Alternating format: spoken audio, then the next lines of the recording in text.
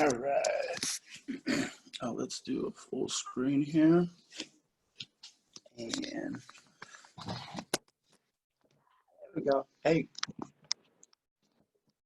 here we go. All right. All right. Hey, good morning, ladies and gentlemen. My name is Daniel Umstead. I am the host of the RNG radio show, in addition to the owner of the Nathaniel group. So if this is your first time joining us, thank you so much. Typically what we go over in the radio show is credit repair, resume writing, real estate, and motivation. Sometimes it get mixed up, but when you keep watching, you'll see how the rhythm flows. So first and foremost, we got to get into credit repair. I just had a message, and I apologize. I was actually responding back to somebody who had reached out to me this morning. So yes, folks, this is, the buildup as far as people inquiring. For those that are in the program with me through FES, and I want people to understand this as well. I was listening to a training back from like 2018, and the guy still in it, but I was listening to the training from 2018, and I'm like, wow, I was like, a lot of his practices still apply to this day, and even more so, a lot of his basic with the foundation still applies to this day. So when you're going out there, whatever you're doing, and we're going to get to the motivation later, because I definitely want to point on, for those that were able to listen to the YouTube video, in regards to time, saying I don't have enough time on my hands.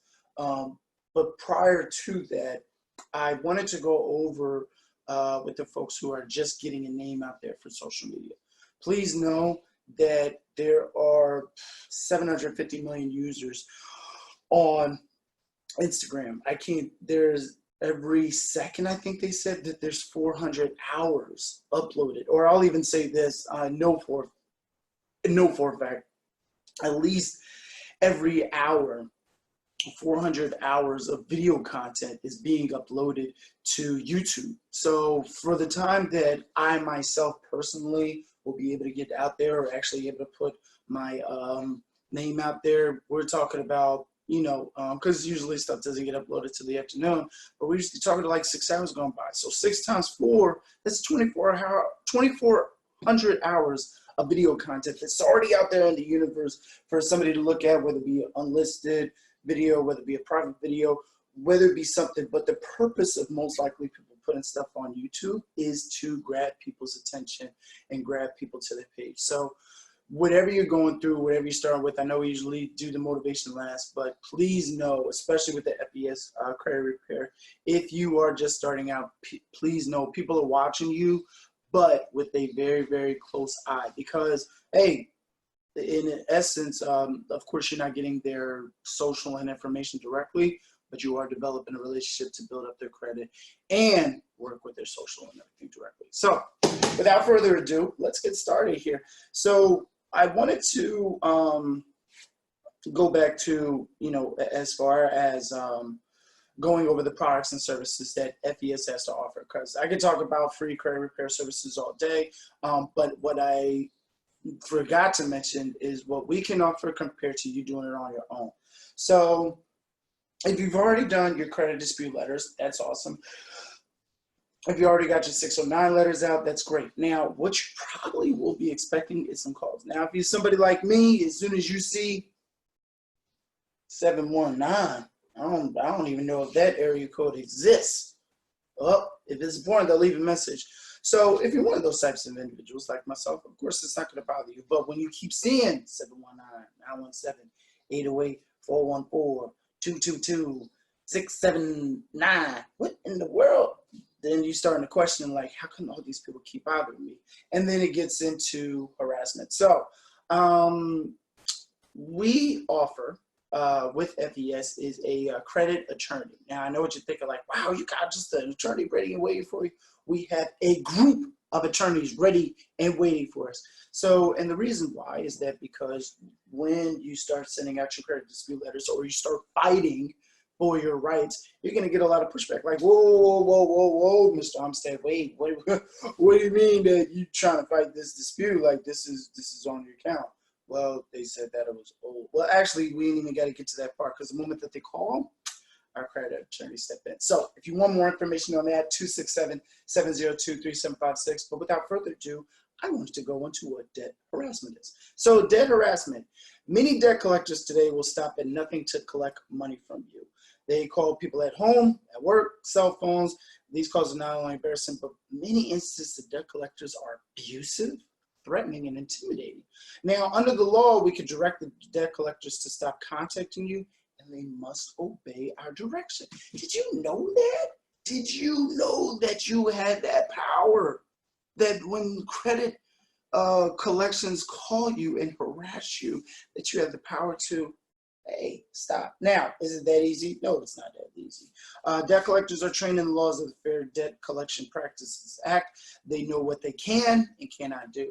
They equally know that the consumers that they call are not nearly as knowledgeable about the rights under the law. So under law, there are many things that collectors may do to collect a debt. The most common violations of the law are repeatedly calling you on the phone, threatening you with the actions the debt collector cannot presently take, such as garnishments, loss of home, car, job, or criminal proceedings. Have you, see, now I can't tell you how many times I've been goofed by a collection agency where I was forced to just say like, all right, I'll pay this now. Or even talking with attorneys, other attorneys that said, hey man, you might want to pay this now, so you got to deal with it. I'm like, oh, okay. So lying to you, contacting third parties to the debt, and calling you before 8 a.m. or after 9 p.m. So if you get a call from somebody before 8 a.m., they shouldn't be doing that. Leaving messages on answering machines. Oh, well, hey, this answers both of our questions, because I know what you're thinking right now. Like, I was trying to figure out why they didn't call me and leave a message. So this is why. So they're not supposed to be calling you repeatedly. That's one. Second thing is they're not supposed to be leaving messages on your answering machine in regards to telling you to call back. So that's a sign of identity theft and fraud. So if you are getting called and you are getting the voicemails from these collection agencies, please, please, please report them right away. So now, if you've been victimized by a debt collector, click on the tab Contact Us. Oh, I can click on the tab to contact us.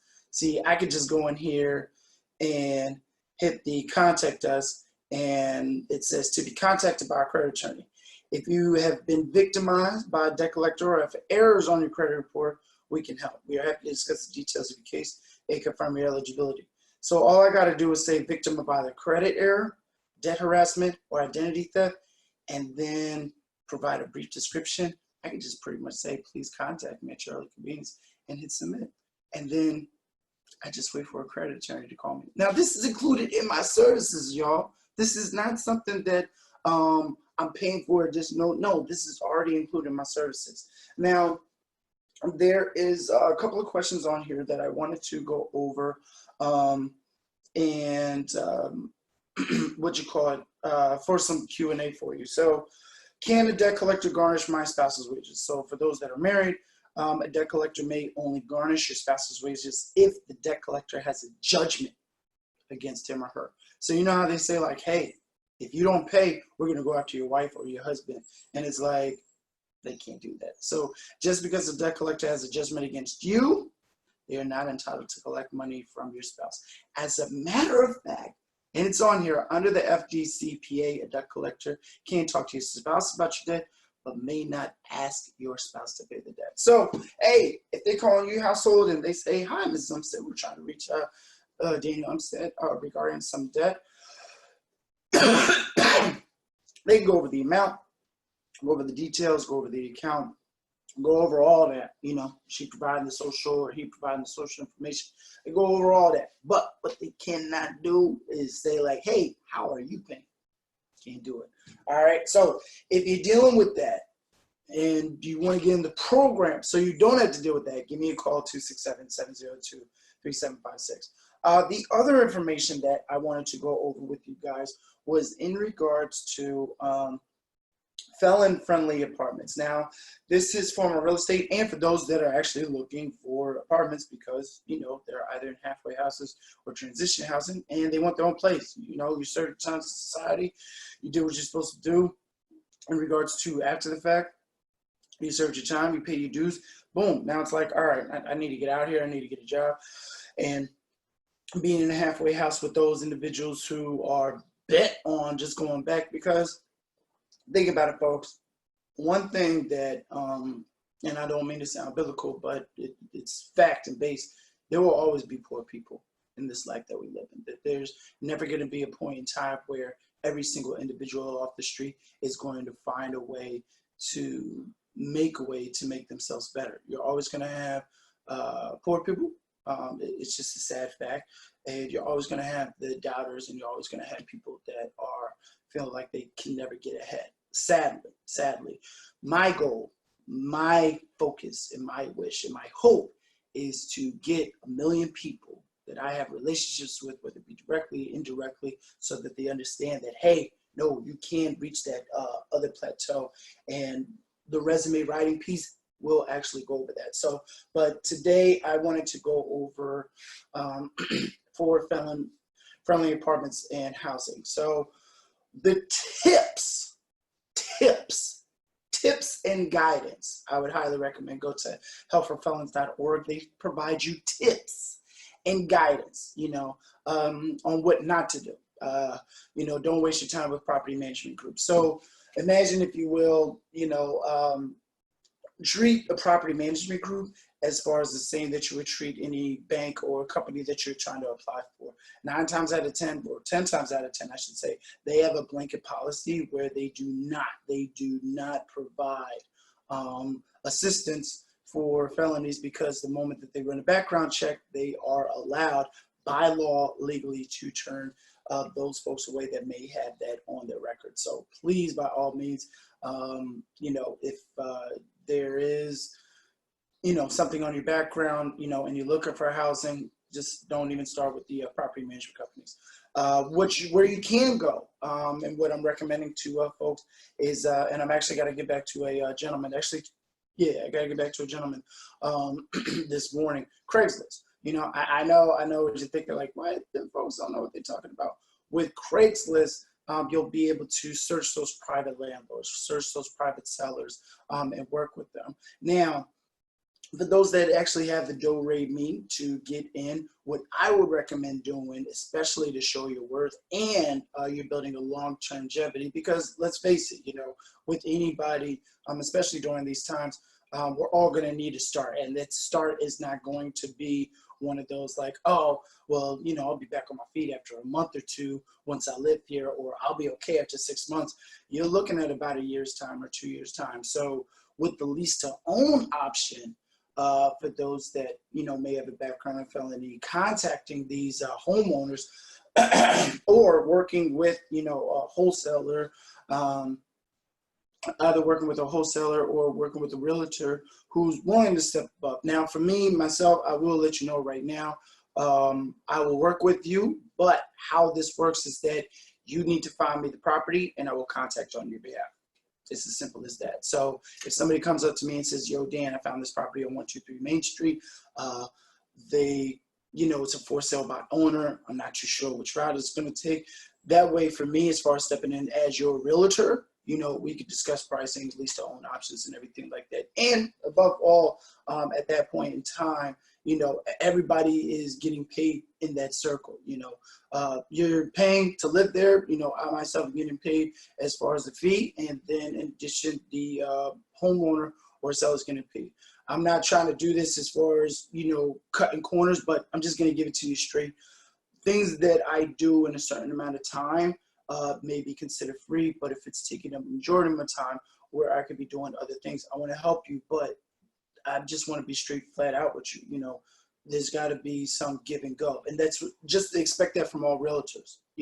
Just expect that from all realtors. No realtor is going to sit down with you and say, hey, let's call this place together. Oh, hey, how many places do we call together today? We're not your teachers.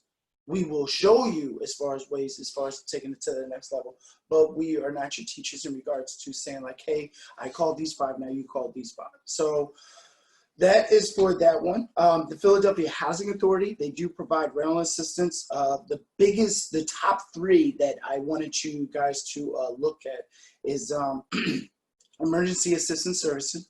They are located at 801 Market Street, 5th floor. You can contact them at 215-560-1976.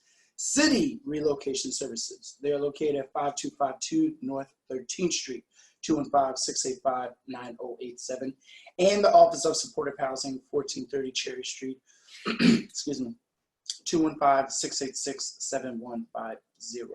So as far as assistance, you know, I'm willing to help, but, you know, when it gets to that point where it's like, hey, somebody's time is being, you know, utilized in more than one way, then by all means, not so much the money coming directly out of you as far as like having to pay like an hourly fee, but definitely when it comes time to get to the point where we're either looking to get you into an apartment, and I'll be honest with you, the cost is something that you're already paying for.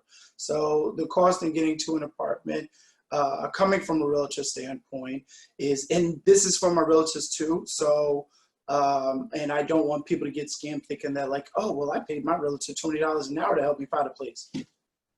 Why?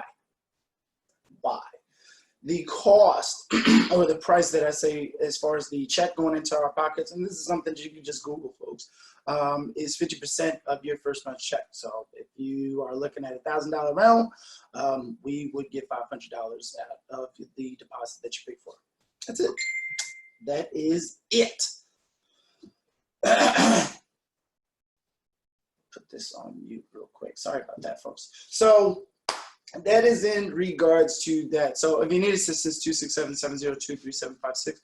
For the lease to own option, honestly, that's just a transactional fee, 3% of usually what the seller's price of the house is, or when it actually comes time to that point. Because the lease to own is simply this: you are leasing until you own it. So when you come in, your lease amount or your deposit, boom, that's still, if you're being represented by an agent, that half of that first month's check, boom, goes to that agent. When it comes time to actually do the transaction for owning the home, boom, that agent steps in and they collect that 3%. So those are where the fees are at. I don't want you to ever think that this was like, oh, well, I got to pay $50 up front, or yeah, I heard that one realtor asked for $60 for a transactional fee. No, no, and no. These are fees that are already included with the amount that you're already paying for. So you thought I was trying to charge you guys. No, not at all. Everything is already included. Everything is already included. So that was with that. The other big thing, and we're moving over to our resume writing aspect.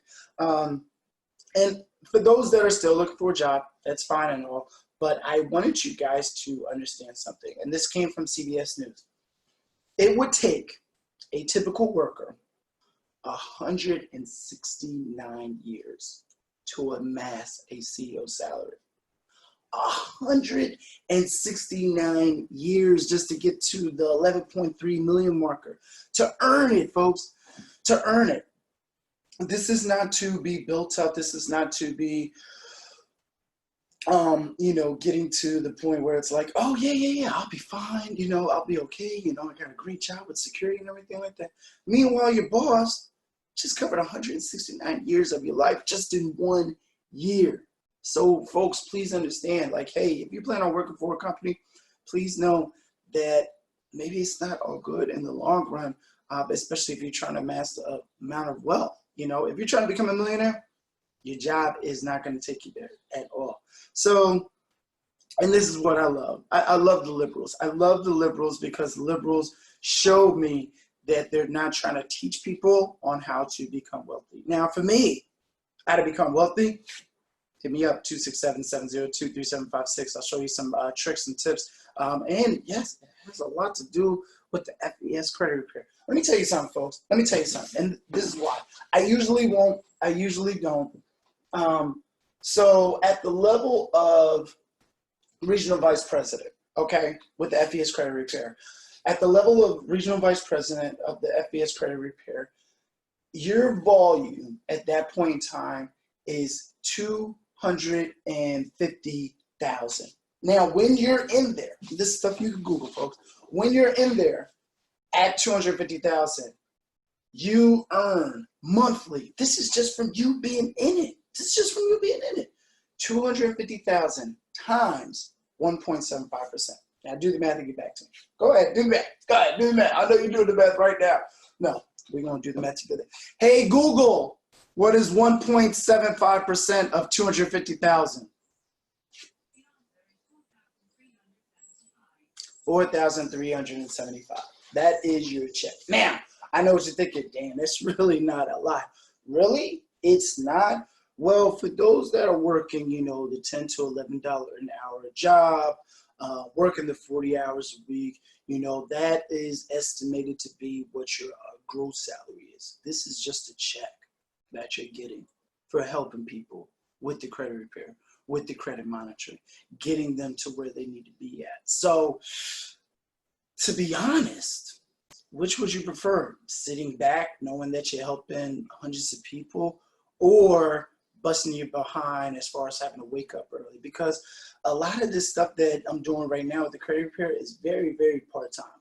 Very part-time. Literally putting up a post, responding to a couple of questions, and calling it a day.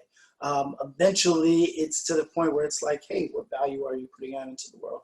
So let me get off of that because I know y'all got more things to do. And above all, I wanted to get to the end part of this article. So here we go. This is the ending of the article. Most boards are in a wait-and-see mode, given all the uncertainty about where the economy is heading, and given how much scrutiny is sure to be cast on pay packages next year. But besides, the stock market has already recovered more than half its earlier losses. So yeah, those big companies that were like struggling, like, oh my gosh, I don't know what's gonna happen. I don't know. They're actually back. So, and they're actually growing. I actually checked out my Cash App stocks, and I was like, money's coming back. Okay. So, my wonderful liberals, Melissa Burke. You can't be the organization that has laid off employees, that has cut the 401k match, and yet your CEO is getting pay increases and bonuses, said Melissa Burke, partner at Compensation Advisory Partners. That's not a good story. Well, Melissa, I got news for you. The people at the top, the CEOs, they don't care. Matter of fact, the workers at a point, you, the employees, yes, you, the employees and myself, at a point, we don't care, because it's not like, oh, if we fight, that they're going to cut a portion of the check. No, you got to understand something, folks. These are humans. So the human, such as the human at Citibank, who's the CEO over there, who said, hey, Friday, I want you guys to enjoy your weekend and take off and relax. That's a human trait. That's a nice human trait. The Texas Roadhouse CEO, who I believe cut over 90% of his salary so that way people could benefit, that is a human trait. But for the majority, the CEOs who are sitting on $1 million, $2 million, they're greedy. They want to hold it. They're not looking at their reputation on the long run, or for themselves, they might have some debt issues, which they probably should give me a call. If you run into a CEO that has some debt issues and needs some credit restoration, have them give me a call, 267-702-3756. But they might just be in dire straits and dire needs that it's like, hey, we can't afford to give away our salary. We live that much of a lavish luxury lifestyle that it's impossible for us to give away that salary. So understand that these people, these humans at the top, the ones that are like you and me, that drink water and eat food on a daily basis just like everybody else, they have a decision to make whether they want to give up their salary or not. So I want you to understand, and I ended with this, with the motivation, but I want you to understand that your time is so huge. It's not how much you get paid per hour. It's not how much, or what kind of car you drive. At the end of the day, what you need to be looking at is like, can I see myself at this job for the next 20, 25 years? Can I see myself just retiring from this job in 30 years? Thinking that, hey, you know what? I lived a good life. I help some people, and I'm okay with that. If you could see that, for your future, if you could see that for yourself, then by all means, stay where you are. But please don't get upset when it comes to that point that the CEO or HR decide to pull you into a meeting and they decide to let you go after X amount of years. It's not so much the fact of being letting go, folks. It's also being demoted. It's also having your salary cut. It's also just losing out on time. Because imagine, if you will, I brought this up on a past show, 25 years, one of the people that works at the main company that I work for, not the credit repair solutions, but my W-2 job, they were like a senior regional vice president. They got dropped down to senior manager on a local level. And I'm like, now that means their salary got cut. That means their title got cut, of course, and that means along with the benefits got cut. After 25 years, like their time just got wiped away. It's like, no, you just started working here. It's only been 4 years for you. What are you talking about? And then they say, well, maybe if we get everything back to where it is, then we can possibly look to get you back up. No, companies are strategizing. That's why Twitter and a lot of other companies, as far as saying like, hey, you can work from home the rest of the year or the rest of the time that you are at home. By all means, it's great because you know what they're not paying for? They're not paying for a lease. They're not paying for your time being at home. It is less risk for them to keep you at home rather than having you come into the office, because the only thing that you're usually being replaced by is one of these. That's it. So, and of course a laptop as well. But for the most part, if you could be replaced with $2,000, and you know, benefits package is pretty much standard across the board, but honestly, the value of you now at this point is not so much, oh man, is this person going to be late? Oh man, is this person going to run into a car accident? Like those risks come into ball. You know, harassment cases have probably dropped immensely from workplace harassment inside the office and everything like that. So all these factors. So because companies are looking at like, wait, HR is not getting as many calls. We're not having as many issues. Like even there was a county that had their crime drop 42%. Now I know that has nothing to do with work, but what it does have something to do with is the fact that there's less incidents and less accidents and less problems occurring out in this world. So wrapping it up here, I wanted to go over with you in regards to time. Like I said, for those that got a chance to listen to the video this morning before we got started, I want you to understand something, and I'm sorry for being harsh because I need to be harsh on myself as well. If your excuse is, I don't have enough time, you're a loser. Plain and simple, folks. Plain and simple. Challenge me on this, fight me on this, or we'll work together in regards to finding that time for you. Because here's the thing. When people say they don't have enough time, they're not looking at what time that they do have to actually work on what they need to do. So I know it may seem like a lot. Well, Dan, I got to get up at 7 a.m. every morning. You know, I'm usually not getting to bed till like 12 or 1. Okay, so you're telling me that you got 6 hours of playtime when the average human is usually only working off of 4 to 5 hours of sleep? Tell me. And here's the thing too, folks. We're not saying that this is something as far as starting your goals or dreams that needs to be done on a daily basis or even a weekly basis. Hey, if you only got 10 minutes out of a whole month to focus on your career, you've already done 10 minutes more than the average individual. You've already done 10 minutes more than the average person. Now, fight me on this, challenge me on this. If you're having trouble finding 10 minutes, to get focused on your goals, to get focused on your dreams, please call me 267-702-3756.